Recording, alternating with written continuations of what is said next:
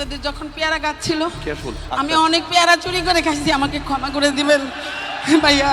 বাংলাদেশের রাজনীতি এমন এক জায়গা যেখানে আপনি কখন যে উন্নয়নের কথা শুনতে গিয়ে পেয়ারা চুরির স্বীকারোক্তি শুনে ফেলবেন তা আগে থেকে বলা যায় না।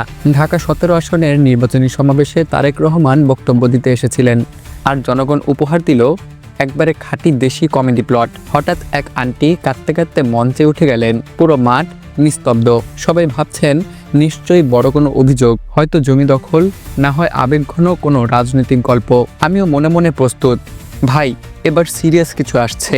আন্টি মাইক হাতে নিয়ে ফুপিয়ে ফুপিয়ে বললেন, ভাইয়া ছোটবেলা থেকে আপনাকে চিনি, আপনাদের বাসার পেয়ারা গাছ থেকে অনেক পেয়ারা চুরি করে খাইছি, আমাকে মাফ করে দিয়েন। এই কথা শুনে জনতা কয়েক সেকেন্ড চুপ, তারপর পুরো মাঠ। এমনই বিভিন্ন হাস্যরসাত্মক ফেসবুক পোস্ট ভাইরাল হচ্ছে ইতোমধ্যেই। এত বছর পর জাতীয় পর্যায়ের মঞ্চে এসে কেউ যদি ফল চুরির জন্য ক্ষমা চায়, এই লেভেলের কন্টেন্ট সত্যি শুধু বাংলাদেশেই সম্ভব। আমি হলে তারেক রহমানের জায়গায় সান্ত্বনা দেয়া তো দূরের কথা, হাসতে হাসতে মঞ্চেই গড়াগড়ি খেতাম। এ সমস্ত হাস্যরসাত্মক কমেন্টেই ভরে গিয়েছে এখন সোশ্যাল মিডিয়া।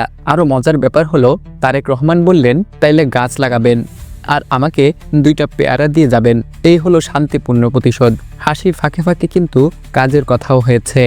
ভ্যান চালক জুয়েল বললেন বস্তিবাসীর পুনর্বাসনের কথা, ছাত্রী হেনা বললেন এলাকার পরিবেশ উন্নয়নের কথা, গার্মেন্টস কর্মী লিলি বললেন ফ্যামিলি কার্ড আর চাকরির কথা।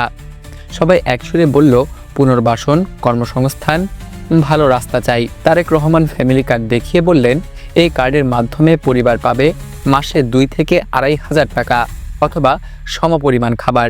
গৃহিণী শান্তা বললেন এই টাকায় চাল ডাল কেনা যাবে, অনেক উপকার হবে।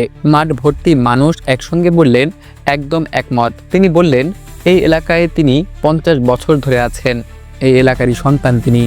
নির্বাচিত হলে পুনর্বাসন সহ সব সমস্যার সমাধান করবেন, এই ওয়াদা করে গেলেন এলাকাবাসীর সামনে। সমাবেশে দেখা গেল খালেদা জিয়ার মতো সাজ পোশাক পরা এক শিশুকে, তাকে মঞ্চে ডেকে আদর করে কথা বললেন তারেক রহমান।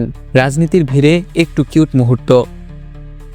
দুনিয়ার দেশে রাজনীতির মঞ্চে মানুষ দুর্নীতির স্বীকারোক্তি করে, আর আমাদের দেশে ভাইয়া আপনার পেয়ারা চুরি করছি, মাফ করেন। সত্যি বলতে কি, এত বছর পর জাতীয় মঞ্চে পেয়ারা চুরির কনফেশন, এই সৃজনশীলতা শুধু বাংলাদেশেই দিতে পারে। আমি অনেক পেয়ারা চুরি করে খাইছি, আমাকে ক্ষমা করে দিবেন ভাইয়া।